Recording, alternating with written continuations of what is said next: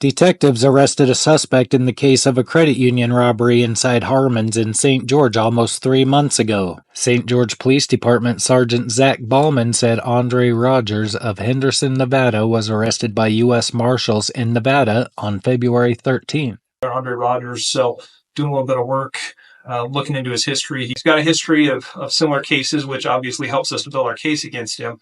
But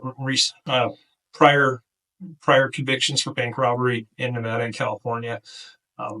So when we develop our suspect and we dig up information like this, it's always a little bit more support for our case. St. George Police Detective Chad Lee told St. George News they scoured store surveillance throughout the city in the hours before the robbery on November 21st of last year. Ballman said the same Dodge Charger leaving the scene of the credit union robbery was found several times on other surveillance cameras. We showed up there on the scene and started gathering information from the witnesses and got the suspect description.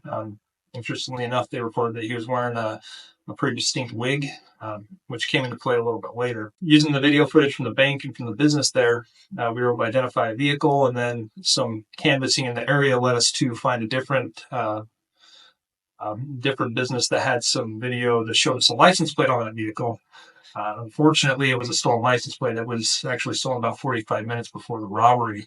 After tracing the vehicle to a rental car agency in Las Vegas, St. George Police worked with their neighbors in Nevada to set up the arrest operation. These cases with bank robberies tend to involve a lot of law enforcement partners. A lot of our federal counterparts are involved in this from the get-go. We work with the FBI, and then for some of the follow-up investigation in this case, after we'd identified the suspect, we worked with the Postal Inspector's Service to kind of help us track down where our suspect might be. And then we got our state warrant, and then we worked with the Marshals Service to get that adopted by the Marshals.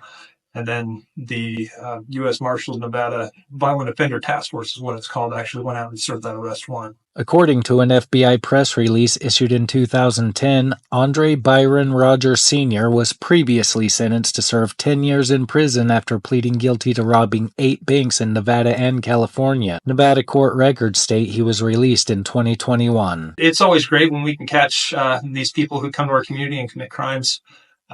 It's very rewarding. These cases can be pretty challenging. As evidence, people take a lot of steps. They conceal their identities. They wear disguises. They're using stolen license plates, a lot of different things. So peeling back those layers and being able to see it through to a resolution is actually really satisfying, really rewarding. This is Haven Scott reporting for St. George News, your #1 source for local news.